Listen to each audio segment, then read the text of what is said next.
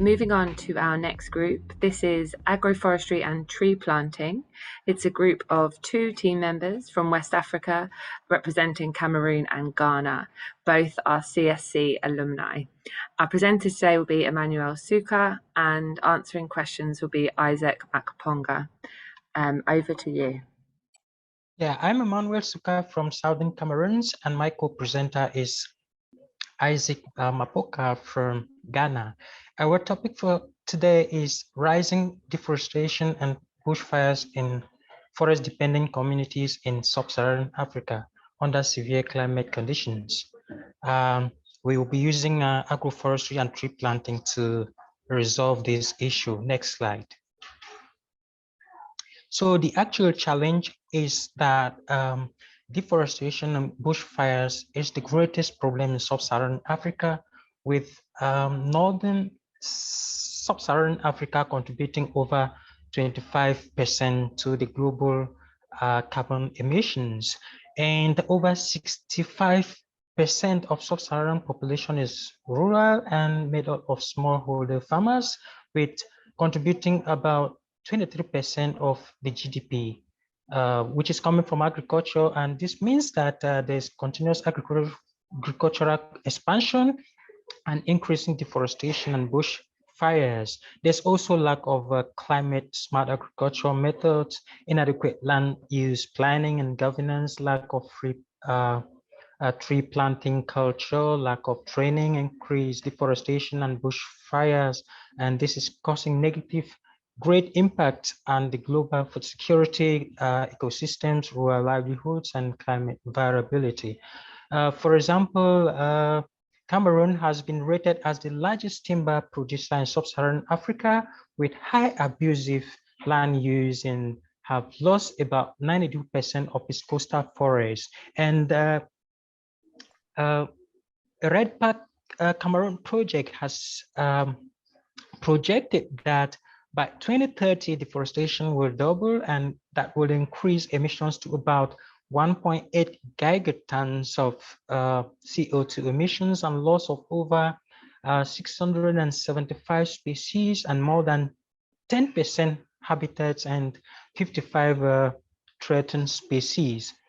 And then in Ghana, Ghana has been earmarked as losing its rainforest faster than any other country in the world, with over 60% forest land to cocoa plantations.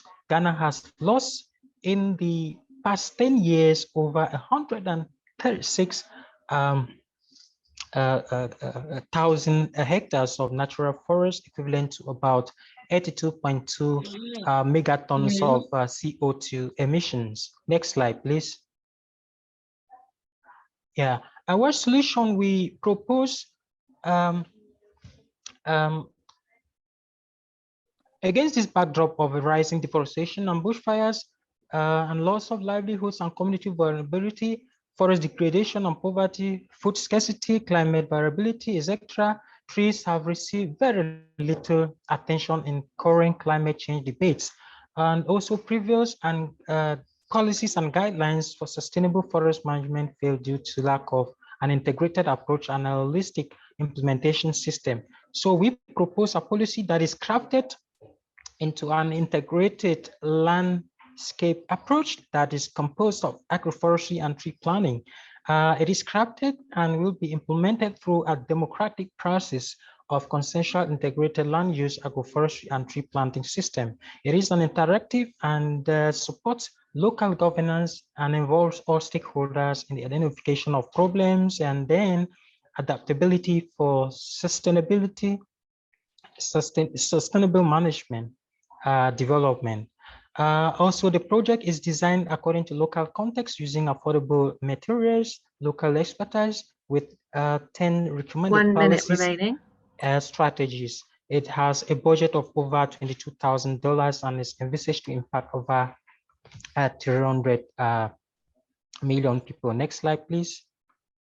The project will impact a lot of people, about 5,000 local farmers, and then it will also hold deforestation, and then it will reduce poverty, and then it will increase food production, and then it will also improve ecosystem goods and services. Next slide, please. It is going to be implemented by, first of all, sorting out the various stakeholders that are going to participate according to their participation, interest, influence, and project and interest in the project. And they are going to, the project is going to be implemented in local council, in community forests, in local councils, and in council forests. And we are going to work together like a team and with donor partners such as the UNFCCC, Commonwealth, local governments and concerned communities, DFID, ODA, UNEP, and FAO. And we're going to come together and identify these projects, work together in meetings and in workshops and do trainings. And then we'll select project focal persons and then design, implement established trees and tree crops nurseries, prepare planting sites and farms, and plant trees, and then manage the tree farms and monitor and evaluate the project. And we also going to share benefits, and we'll develop a data bank that will monitor and follow up this project to see that it is sustainable, and how it will be reported upon, and then reports will be built up and will be replicated in other areas. Our project is affordable because it is. Sorry, Emmanuel, we're at time. If you could just summarize in one closing sentence. Sorry to cut you off. Okay, yeah. So we will scale it in other areas. It's easy to get through. And the last slide, please. Okay, thank you, and welcome your questions. Thanks very much. Sorry to cut you off, and there's a lot of information there, and I think you managed to share your points with us very clearly. To the judges, is there a question for this team?